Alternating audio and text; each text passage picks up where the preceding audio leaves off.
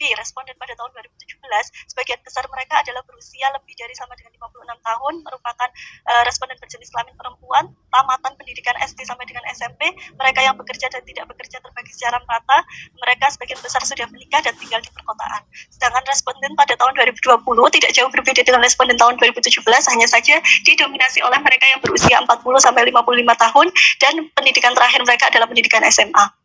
Kemudian untuk hasil karakteristik sosiodemografi, responden tahun 2017 sebagian besar mereka sudah memiliki asuransi dan status sosial ekonomi mereka terbagi secara merata.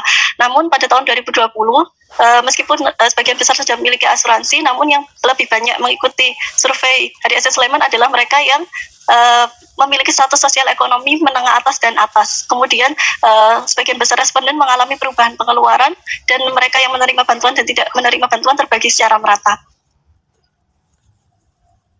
Hasil distribusi frekuensi akses dan pemanfaatan pelayanan kesehatan pada tahun 2017 sebesar 76,70 responden yang mengakses pelayanan kesehatan. Sedangkan pada tahun 2020 hanya sekitar 38,69% responden yang mengakses pelayanan kesehatan. Dan angka ini signifikan secara statistik. Kalau dirinci, pelayanan kesehatan yang banyak dikunjungi oleh responden 2017 adalah praktek dokter, puskesmas, kemudian rumah sakit. Sedangkan pada tahun 2020, yakni rumah sakit, kemudian praktek dokter, kemudian apotek ini muncul, dan kemudian puskesmas.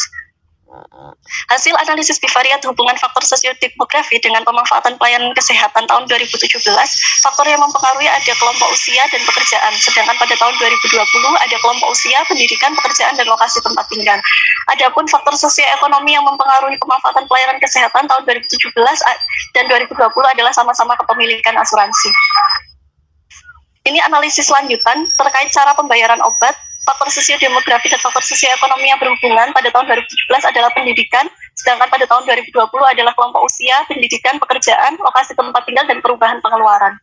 Untuk alasan tidak pergi berobat, pada kelompok yang tidak mengakses dan memanfaatkan pelayanan kesehatan, sebagian besar beralasan tidak cukup sakit untuk berobat, tidak ada biaya, dan lain sebagainya.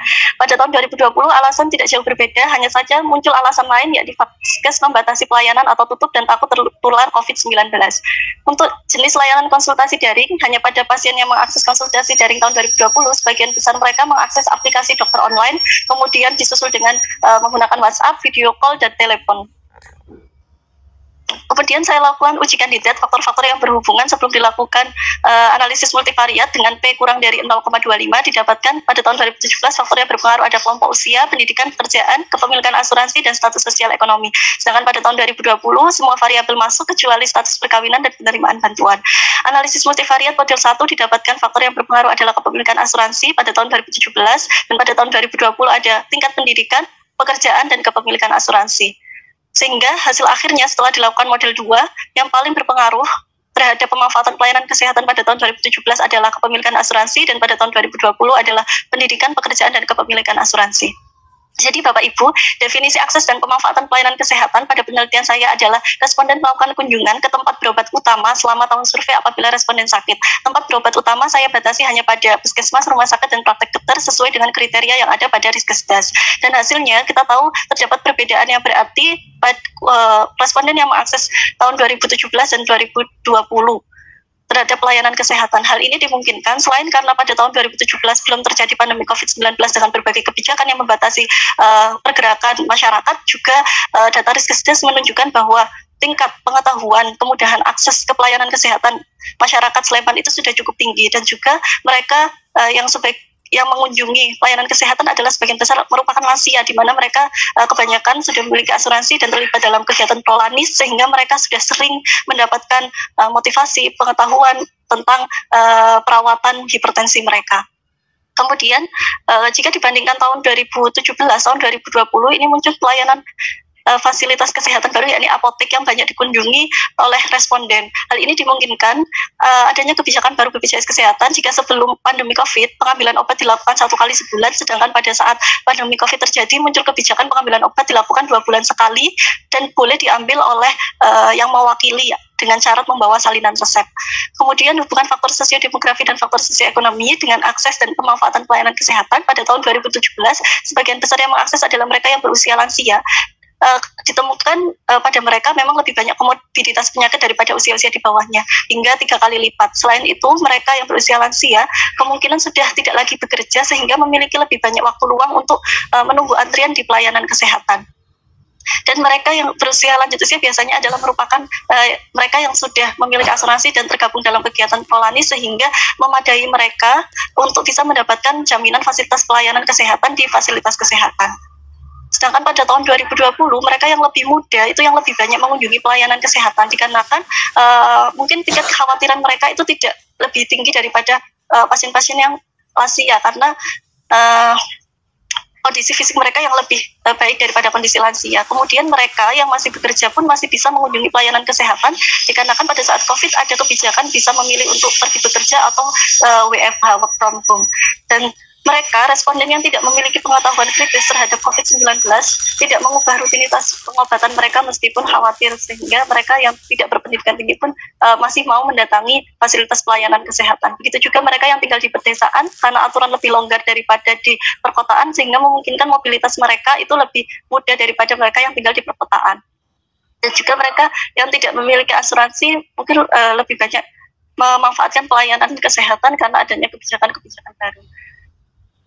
Terkait cara pembayaran berobat, meskipun sebagian besar responden sudah memiliki asuransi, namun ternyata yang menentukan mereka untuk menggunakan asuransi atau tidak adalah jenis asuransi yang mereka dapatkan sehubungan dengan fasilitas pelayanan kesehatan yang akan mereka terima. Kemudian alasan tidak pergi berobat yang muncul dari responden tahun 2017 dan 2020 tidak jauh berbeda dengan publikasi-publikasi lainnya yang juga menunjukkan adanya ketakutan terinfeksi jika mengunjungi fasilitas pelayanan kesehatan, ketidakmampuan mengakses karena kebijakan lockdown, dan lain sebagainya. Mohon maaf, kita lanjut untuk durasinya. Sudah bisa Pak. Mohon maaf, ini sedikit lagi. Mungkin tadi karena itu ya, tadi terkendala. Iya Bu.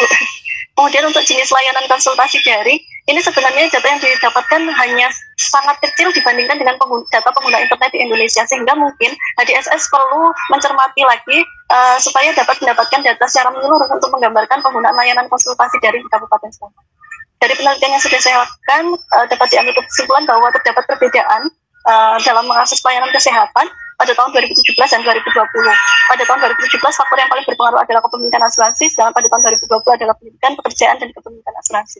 Secara konsisten, kepemilikan asuransi ini berpengaruh terhadap bagaimana responden mengakses pelayanan kesehatan di kedua tahun tersebut.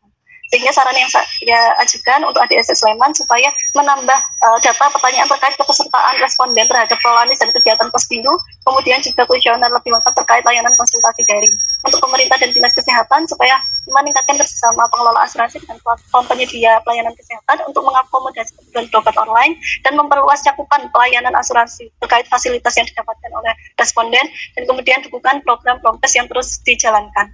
Untuk praktisi supaya menguatkan literasi kesehatan terkait upaya pengelolaan hipertensi dan kampanye pentingnya asuransi kesehatan, dan untuk masyarakat sendiri supaya merutinkan kunjungan terhadap Pospindu dan memaksimalkan pemanfaatan asuransi kesehatan untuk upaya promotif dan preventif penyakit hipertensi.